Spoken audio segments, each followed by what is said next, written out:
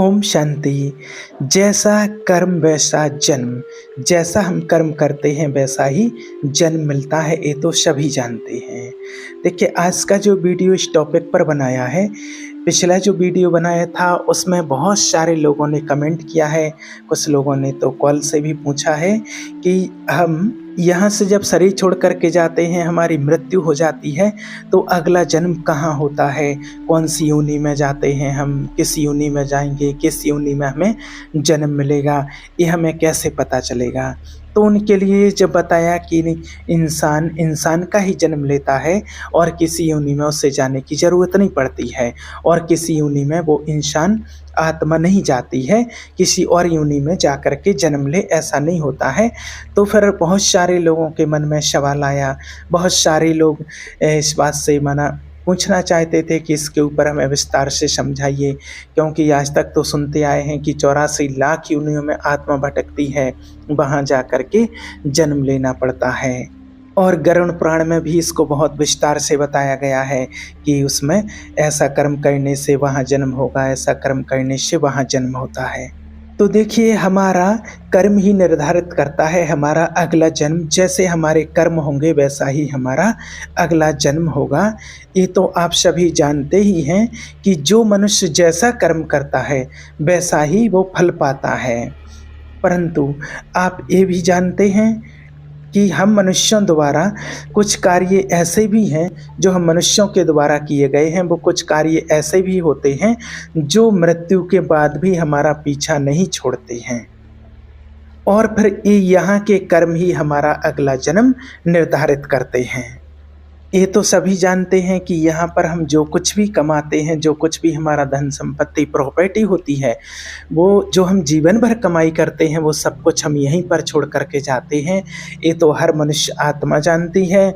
उसके साथ में जाता है तो सिर्फ उसका कर्म जाता है, और वो कर्म ही जाता है उसके साथ में, और उस आत्मा को अगला जन्म कहाँ मिलना है, कैसा मिलना है, वो उसके कर्म के आधार पर निर्भर करता है। तो आज आपको इसकी जानकारी विस्तार से बताएंगे कि कैसे हमारा कर्म हमारा जन्म निर्धारित करता है, और क्यों किसी और योनि में नहीं आपको जाना पड़ता है, और सारे कर्म मनुष्य योनि में ही रह करके आत्मा कैसे भोगती है। दुनिया में आपने सुना होगा, एक कहावत है कि खाली हाथ आए थे और खाली हाथ ही जाना है, मुट्ठी बांधे आए थे और हाथ पसारे जाना है। एक कहावत सुनी है। अगर ये सत्य है कि खाली हाथ आए और खाली हाथ जाना है, अगर ये सत्य है, तो फिर जो कहा गया है कि जन्म जो होगा वो कर्म के आधार पर होगा, तो जब हम खाली हाथ आए और खाली हाथ ही जाना है, फिर जन्म कर्म के आधार पर कैसे निर्धारित हो सकता है। एक सबसे पहली बात, इसलिए देखिए, ना हम खाली हाथ आते हैं और ना ही खाली हाथ जाते हैं।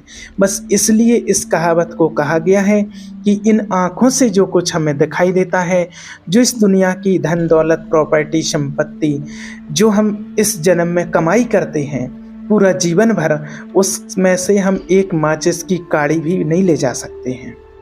और उसको रोकने के लिए कोई परमात्मा ने चौकीदार भी नहीं बैठाया है कि भाई कोई चौकीदार बैठा हो कि आप नहीं ले जा सकते। वो तो उस परमात्मा की ऐसी व्यवस्था बनी हुई है कि यहाँ इस दुनिया में आज हजारों लोग जन्म ले रहे हैं और हजारों लोग जा रहे हैं, लेकिन आज तक कोई भी ऐसा नहीं जन्मा है जो यहाँ से एक माचिस की काड़ी लेकर के गया हो। तो हम इन आँखों से जो कुछ देखते हैं वो हम यहाँ पर ही कमाते हैं, यहीं पर छोड़ करके चले जाते हैं। कुछ ना वो चीज़ साथ में लाते हैं और ना साथ में ले जाते। इसलिए कहा गया है कि खाली हाथ आए थे और खाली हाथ ही जाना है। दूसरी कहावत अब आपको बताएं जो सत्य है कि हम ना तो खाली हाथ आए थे और ना ही खाली हाथ जाना है। हम भरतू हाथ आए थे, अपना भाग्य लेकर के आए थे और अपना कर्म लेकर के हम जाते हैं।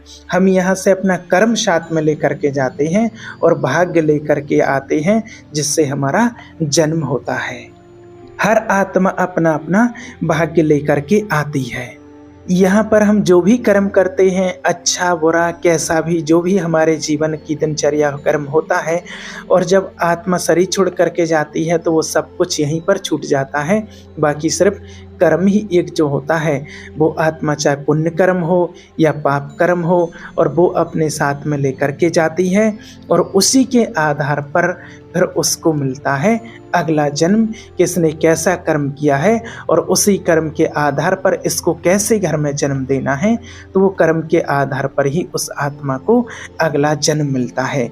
इसलिए कोई गरीब के यहाँ, कोई अमीर के यहाँ, जिसका जैसा कर्म होता है वैसा ही उसका जन्म होता है। अपने कर्म के आधार पर ही हम स्वयं निर्धारित करते हैं कि हमारा अगला जन्म कैसा होगा।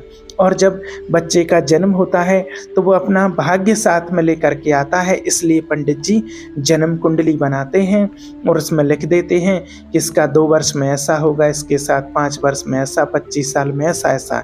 तो अभी उस बच्चे ने कुछ किया नहीं है, लेकिन फिर किस बेस पर पंडित जी ने जन्म कुंडली, जन्म पत्री बना दी है। तो जो वो आत्मा वो कर्म करके गई थी और भाग्य लेकर के जो आई है, तो उसी के आधार पर पंडित जी ने उसकी जन्म पत्री बना दी है, जन्म कुंडली बना के तैयार कर देते हैं, क्योंकि वो आत्मा अपना भाग्य लेकर के आती है। इसलिए हमें श्रेष्ठ कर्म करके जाना है, श्रेष्ठ कर्म करना है और अच्छा श्रेष्ठ भाग्य लेकर के हमें अच्छे कुल में, अच्छे घर में जन्म लेना है। अब जो लोग कहते हैं कि हमें और योनियों में जाना पड़ता है, 84 लाख योनियाँ भोगनी पड़ती हैं, कहीं गधा बनना पड़ता है, कहीं चूहा, कहीं कुत्ता, कहीं घोड़ा, कहीं छिपकली, कहीं और ऐसी बहुत सारी चीज़ें जो बताई गई हैं, तो देखिए ऐसा नहीं है। आपको किसी भी योनि में जाने की ज़रूरत नहीं पड़ती है। जो 84 योनियाँ कही गई हैं, जो 84 लाख योनियाँ बताई गई, तो वो 84 लाख नहीं है, वो 84 लख है। लख माने होता है हीरा, और जो माना मनुष्य का जन्म होता है वो हीरे के समान होता है।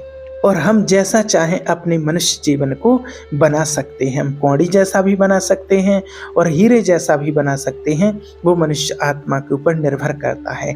1 मिनट के लिए आपकी बात मान भी लेते हैं कि हाँ, मान लीजिए कि 84 लाख योनियों में अगर आत्मा जाती है, तो सोचिए कि अगर एक मनुष्य आत्मा ने यहाँ पर जन्म लिया और फिर उसकी मृत्यु होगी, और मृत्यु के बाद वो आत्मा 84 लाख योनियों में जाएगी। अब यहाँ पर रोज हजारों लोग जन्म ले रहे, लाखों लोग जन्म ले रहे हैं और लाखों लोगों की मृत्यु हो रही। अगर वो लाखों लोगों की यहाँ से जो मृत्यु हो रही, अब वो आत्मा जाएगी 84 लाख योनियों में। सोचिए कि अगर एक आत्मा यहाँ से जाएगी और वो 84 लाख योनियों में होकर के फिर उसका एक जन्म मनुष्य का होगा, तो फिर उनका जन्म अगर ऐसा होता है 84 लाख योनियों के बाद, तो यहाँ सोचिए अभी जैसे मान के चलो आज यहाँ से 10 लोग चले गए हैं और अब उनका जन्म 84 लाख योनियों के बाद होगा, यानी कि एक योनि को अगर 1 साल का भी मान लेते हैं, वैसे तो 2, 5, 10, 25, 50 साल की योनि होती है, लेकिन अगर हम 1 साल का ही मान लेते हैं एक योनि, तो सोचिए यहाँ से जो मनुष्य गया है आत्मा, और वो 84 लाख साल के बाद फिर उसको एक जन्म मनुष्य का मिलेगा। तो यहाँ से जो इतने लोग रोज जा रहे हैं, तो फिर तो आज जनसंख्या कम हो जानी चाहिए थी, क्योंकि 84 लाख साल के बाद उसको फिर जन्म मिलेगा, लेकिन जनसंख्या तो दिन प्रतिदिन बढ़ती जा रही है। इससे सिद्ध है कि और किसी योनि में नहीं जाते हैं। दूसरी चीज, अगर किसी मनुष्य आत्मा ने कोई गलत काम किया है, किसी ने कोई गलत काम किया है और उसके बाद फिर उसको अगली किसी अन्य योनि में भेज देते हैं उसको दंड भोगने के लिए। किसी ने बुरा काम किया तो कुत्ता बना देते हैं, तो अगर कुत्ता बना दिया, गधा बना दिया, अगली बार जब उसका जन्म हुआ तो क्या उस कुत्ते को एहसास होगा कभी कि मैंने कोई गलत काम किया था इसलिए मुझे कुत्ता बना दिया गया है? कभी एहसास होगा उसको? कभी नहीं होगा। अगर कोई मनुष्य योनि में ही उसको कोई दंड मिलता है तो ज़रूर उसको एहसास होता है। और कई लोग कहते भी हैं कि भाई इस जन्म का तो पता नहीं पिछले जन्म में हमने क्या किया था जिसका दंड हमें अभी मिल रहा है। तो इंसान को एहसास होता, किसी जानवर को एहसास नहीं होता, तो उसको क्या एहसास होगा कि मैं पिछले जन्म में कोई बुरा कर्म करके आया हूँ। तीसरी बात, मान लीजिए अगर 84 लाख योनि में आत्मा जाती है कष्ट भोगने के लिए, 84 लाख योनि में जाती है, यानी कि एक जन्म में उसने कोई बुरा काम किया, उसकी मृत्यु होगी, वो आत्मा अगली योनि में जाएगी, कुत्ता बनेगी, घोड़ा बनेगी, गधा बनेगी, गिद्ध बनेगी, छिपकली, सर्प, सब कुछ बनेगी। किस लिए वो जा रही हैं? दंड भोगने के लिए, कि यहाँ पर जो गलत काम किया है उस गलत काम का दंड आपको इस योनि में भोगने के लिए जाना पड़ रहा है।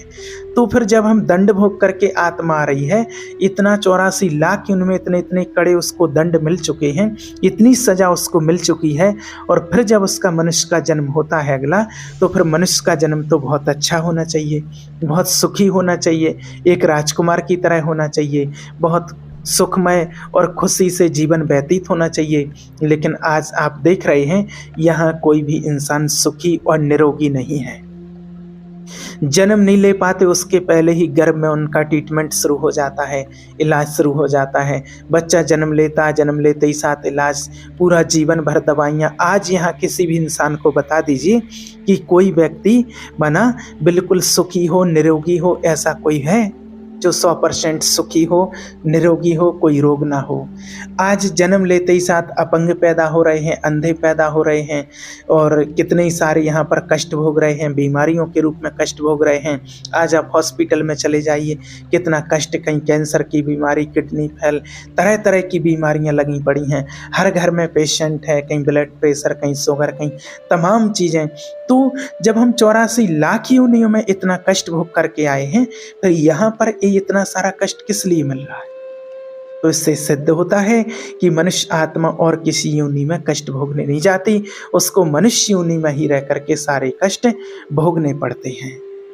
चौथी बात, आज तक जैसे किसी बच्चे का जन्म होता है, किसी का भी जन्म होता है, तो आज तक किसी ने आपको ये बताया कि मैं पिछले जन्म में गधा था, घोड़ा था, कुत्ता था, मैं वहाँ था?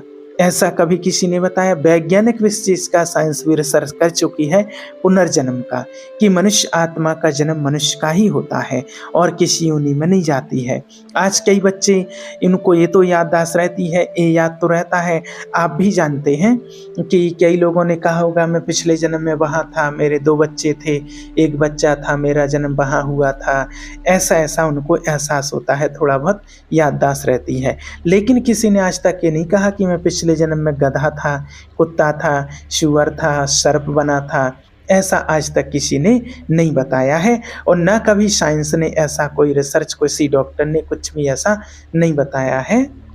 आजकल तो कितने ही डॉक्टर पास्ट लाइफ को जानने वाले भी कितने ऐसे ट्रीटमेंट ऐसे करने लगे हैं जो पिछले जन्म में उनको ले जाते हैं, उनकी याददाश्त दिलाते हैं, कहाँ थे, कैसे थे, किसको कष्ट दिया, किसको क्या हुआ है, सारी चीज़ें वो माना आजकल तो बताने लगे हैं। तो इसलिए इससे सिद्ध है कि मनुष्य आत्मा मनुष्य योनि में आती है, मनुष्य बनता है, वो और किसी योनि में जन्म नहीं लेता है। अब बात आती है कष्ट भोगने की, कि कष्ट कैसे मिलता है। देखिए, जिस प्रकार से कि आपने कहा है कि किसी योनि में कष्ट भोगने के लिए जाते हैं, तो आज व्यक्ति जब कोई गलत काम करता है तो लोग कहते हैं अरे ऐसा काम मत करो नहीं तो कुत्ता बनेगा। तो कुत्ता व्यक्ति कैसे बनता है? एक इंसान ही कुत्ता कैसे बनता है, कुत्ते के जैसा जीवन कैसे व्यतीत करता है? आज देखिए, कुत्ते का काम क्या है?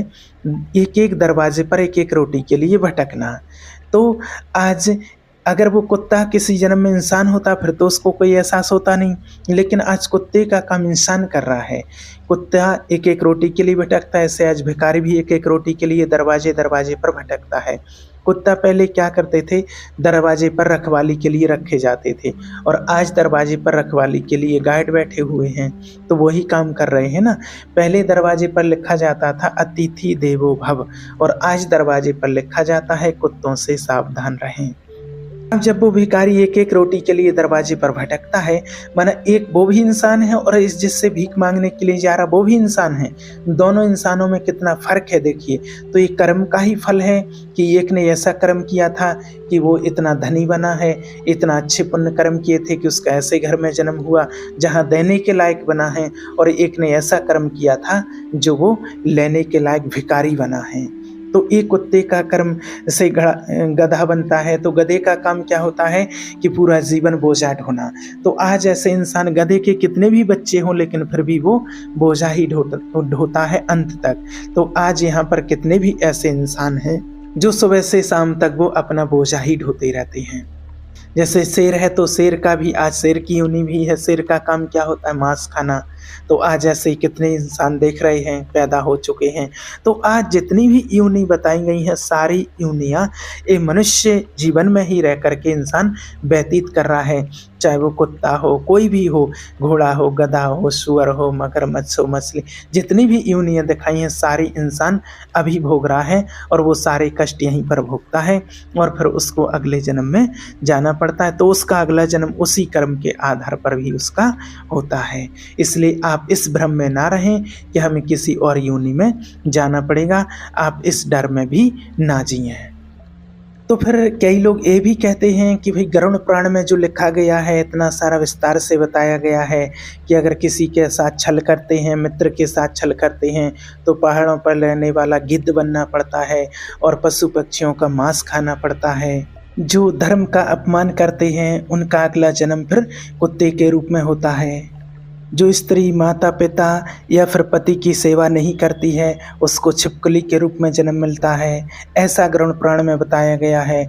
जो स्त्री अपने पति को छोड़कर परपुरुष का स्पर्श करती है उसको चमगादड़ के रूप में यहाँ पर उसका जन्म मिलता है। जो ब्राह्मण अपने ज्ञान का उपदेश, अपने ज्ञान को नहीं बांटता है, उसको बैल बन करके इस दुनिया में आना पड़ता है और बैल बन करके उसको फिर जुतना पड़ता है। तो ऐसे ऐसे बहुत सारे वृत्तांत लिखे गए हैं। तो फिर क्या ये गलत है, ये झूठा लिखा हुआ है? तो देखिए नहीं, ये झूठा नहीं लिखा है, ये भी सत्य लिखा है, ये झूठ नहीं है। देखिए, जब हमारे ऋषि मुनियों ने ये शास्त्र लिखे हैं, जो पुराण लिखे हैं, तो द्वापर युग में जो ऋषि मुनि होते थे, संत महात्मा होते थे, वो त्रिकालदर्शी थे। उनको त्रिकालदर्शी कहा जाता था कि वो आने वाले भविष्य का ज्ञान रखते थे, कि आने वाले भविष्य को वो देख सकते थे कि आने वाला समय कैसा होगा और आने वाले समय में लोग कितना अत्याचार करेंगे, कितना पाप करेंगे, कितना एक दूसरे के साथ छल करेंगे। इतने तपस्वी ऋषि मुनि होते थे।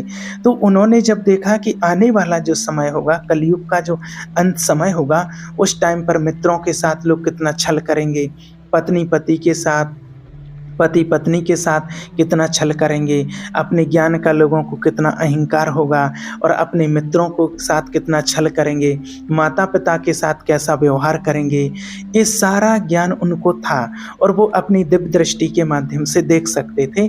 इतना उनके अंदर क्षमता रहती थी, इतना उनके ज्ञान की पावर थी उनके अंदर।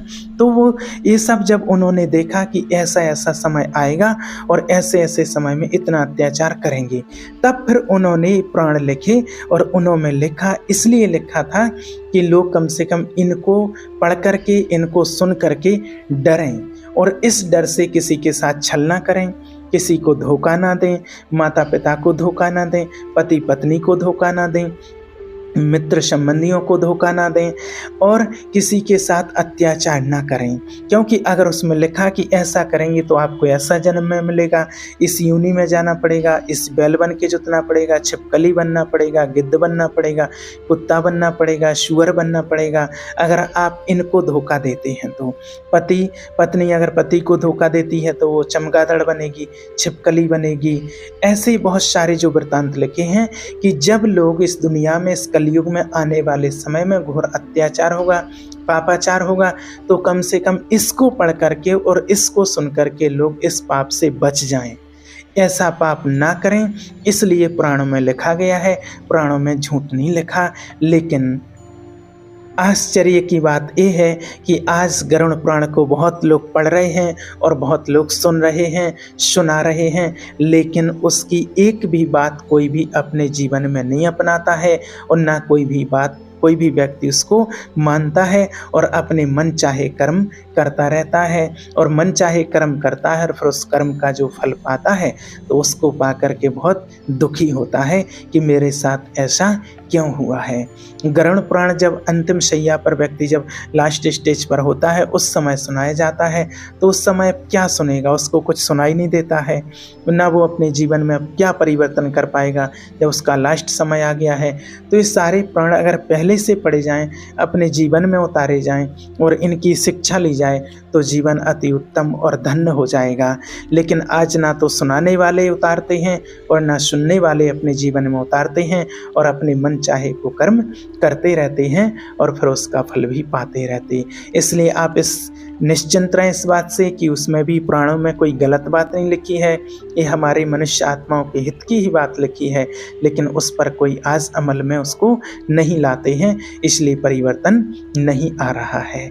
इसलिए आप श्रेष्ठ कर्म करें, जैसा आप कर्म करेंगे उसी के आधार पर आपका अगला जन्म होता है और मनुष्य योनि में ही आपका जन्म होता है। इसलिए परमात्मा को याद करें, पाप कर्मों से बचें, जो भी अभी तक हो गया है उसके लिए परमात्मा से माफ़ी मांगें, प्रायश्चित करें, आगे के लिए वो भूल ना करें और आगे के लिए अच्छे श्रेष्ठ कर्म करें, तो आपका जन्म अगले अच्छे घर में ही होगा। ओम शांति।